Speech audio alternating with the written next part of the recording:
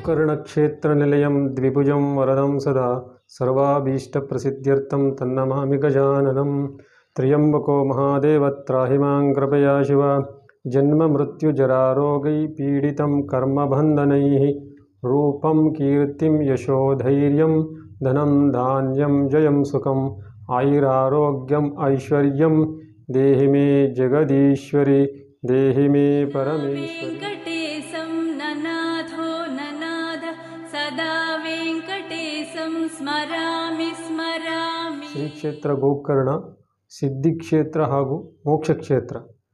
ಗೋಕರ್ಣದಲ್ಲಿ ಇರುವಂಥ ನಾವು ಇಲ್ಲಿ ಕ್ಷೇತ್ರ ಪುರೋಹಿತರಾಗಿರುತ್ತೇವೆ.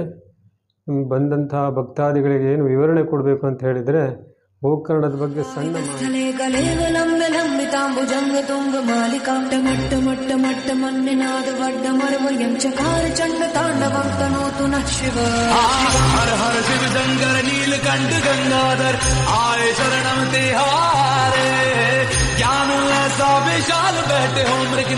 ಕಾರ್ಯಕ್ರಮಕ್ಕಾಗಿ ಸ್ವಲ್ಪ ವಿವರಣೆ. ಪಿತೃಕಾರ್ಯ ಯಾವ ಉದ್ದೇಶವಾಗಿ ಮಾಡ್ತಾರೆ, ಯಾತಕ್ಕೋಸ್ಕರವಾಗಿ ಮಾಡಬೇಕು ಹೇಳುವಂಥದ್ದು ಸಣ್ಣ ವಿವರಣೆ ತಿಳ್ಕೊಳ್ಬೇಕಾದಂಥದ್ದು. ಇದು ಮೋಕ್ಷನಾರಾಯಣ ಬಲಿ ಪೂಜಾ.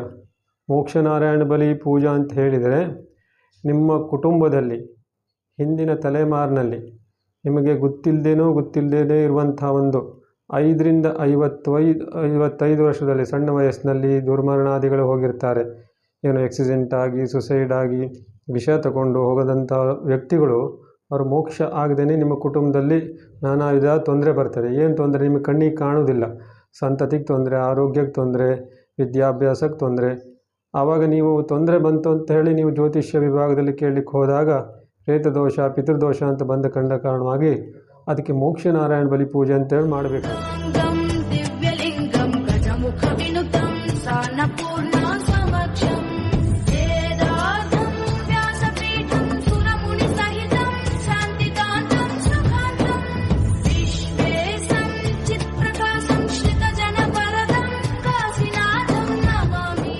ಬಲಿ ಪೂಜೆ ಅಂತ ಅಂದರೆ ಎಲ್ಲೆಲ್ಲೋ ಮಾಡೋದಕ್ಕೆ ಆಗೋದಿಲ್ಲ. ಇದು ಗೋಕರ್ಣ ಕ್ಷೇತ್ರದ ಮಹಿಮೆನೇ ಆಗಿದೆ.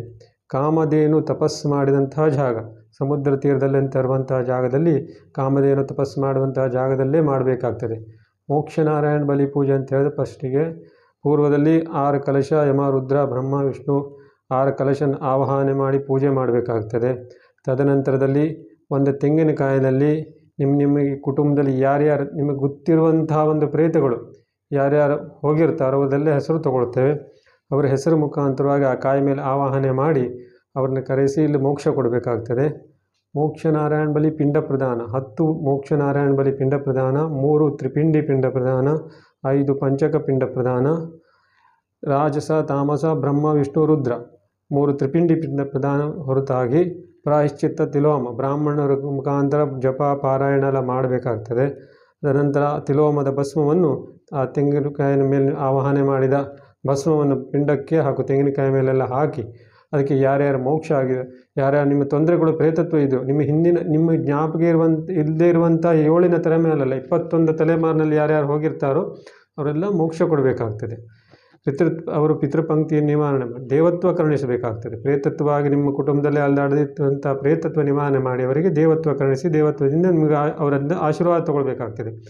ನಿಮಗೆ ಸಂತತಿಶ್ಚೈವ ಸಂತತಿ ಪುತ್ರ ಪೌತ್ರ ಅಂದರೆ ನಿಮಗೆ ಸಂತತಿ ಇರುವುದಿಲ್ಲ, ಒಬ್ಬೊಬ್ಬರಿಗೆ ಮದುವೆ ಆಗೋದಿಲ್ಲ, ಆ ದೋಷಗಳೆಲ್ಲ ಇದರಲ್ಲಿ ನಿವಾರಣೆ ಆಗ್ತದೆ. ಹರೇ ವೆಂಕಟೇಶ ಪ್ರಸೀದ ಪ್ರಸೀದ ಪ್ರಿಯಂ ವೆಂಕಟೇಶ ಪ್ರಯಚ್ಛ ಪ್ರಯಚ್ಛ. ಹಿಂದೂ ಧರ್ಮದಲ್ಲಿ ಎಲ್ಲ ಈಗ ಬ್ರಾಹ್ಮಣರು ಅಂತ ಹೇಳಲ್ಲ, ಈ ಮೋಕ್ಷನಾರಾಯಣ ಬಲಿ ಪೂಜೆ ಅಂತ ಹೇಳಿದ್ರೆ ಎಲ್ಲ ವಿಭಾಗದಲ್ಲೂ ಮಾಡ್ತಾರೆ. ಎಲ್ಲ ಜಾತಿ ಧರ್ಮದಲ್ಲಿ ಹಿಂದೂ ಧರ್ಮದಲ್ಲಿ ಯಾರ್ಯಾರು ಹುಟ್ಟಿದ್ದಾರೋ ಅವರೆಲ್ಲ ಈ ತೊಂದರೆಗೂ ಈಡಾಗ್ತಾರೆ, ಒಂದು ನಾನಾ ವಿಧ ತೊಂದರೆಯಲ್ಲಿ ಈಡಾಗ್ತಾರೆ. ಅವರೆಲ್ಲ ಈ ಥರ ಮೋಕ್ಷನಾರಾಯಣ ಬಲಿ ಪೂಜೆ ಅಂತ ಪಿತೃದೋಷ ಅಂತ ಬಂದ ತಕ್ಷಣ ಪಿತೃದೋಷ ಅವರು ಕುಟುಂಬದಲ್ಲಿ ಶ್ರಾದ್ದಾದಿಗಳು ಬಿಟ್ಟು ಹೋಗಿರ್ತಾರೆ, ಹಿಂದಿಂದ ಏನೇನೋ ಕರ್ಮಾಂಗಗಳು ಬಿಟ್ಟು ಲೋಪ ಆಗಿರ್ತದೆ. ಆ ಲೋಪ ದೋಷಗಾಗಿ ಮೋಕ್ಷನಾರಾಯಣ ಬಲಿ ಪೂಜೆ ಮಾಡ್ತಾರೆ. ಸರಸ್ವತಿ ಹಂಸವಾಹಿನಿ ಸರಸ್ವತಿ ವಿದ್ಯಾದಾಯಿನಿ ಸರಸ್ವತಿ ನಾರಾಯಣಿ ನಮೋ. ಅಲ್ಲಿ ಮಾಡುವಂಥದ್ದು ಏನೋ ಗೊತ್ತಾಯ್ತಾ, ಶ್ರೀರಂಗಪಟ್ಟಣದಲ್ಲೆಲ್ಲ ಮಾಡಿಸ್ತಾರೆ.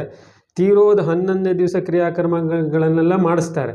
ಇದು ಹಿಂದಿನ ಗರುಡ ಪುರಾಣದಲ್ಲೇ ಬರೆದಿದ್ದಾರೆ. ಅಯೋಧ್ಯ ಮಧುರಾ ಮಾಯ ಕಾಶಿ ಕಾಂಚಿ ಅವಂತಿಕಾ ಪುರಿ ದ್ವಾರೆ ವಟೇ ಚೈವ ಗೋಕರ್ಣೆ ಮೋಕ್ಷದಾಯಕ. ಗೋಕರ್ಣದ ಹೆಸರು ಅಳವಡಿಸಿದ್ದೆ. ಇಂಥ ಸಪ್ತ ಕ್ಷೇತ್ರದಲ್ಲಿ ಒಂದು ಗೋಕರ್ಣವು ಮಹತ್ವದ್ದು, ಗೊತ್ತಾಯ್ತಾ.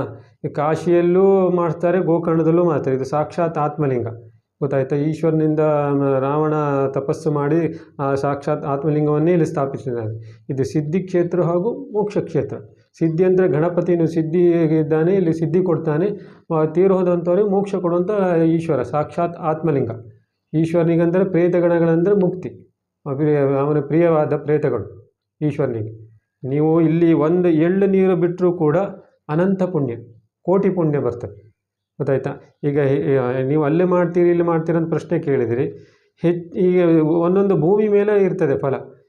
ಒಂದು ಭೂಮಿ ಮೇಲೆ, ಒಳ್ಳೆಯ ಭೂಮಿ ಮೇಲೆ ಒಂದು ಅಕ್ಕಿ ಹಾಕಿದರೂ ನಿಮ್ಗೆ ಕೋಟಿ ಫಲ ಸಿಗ್ತದೆ. ಆ ಥರ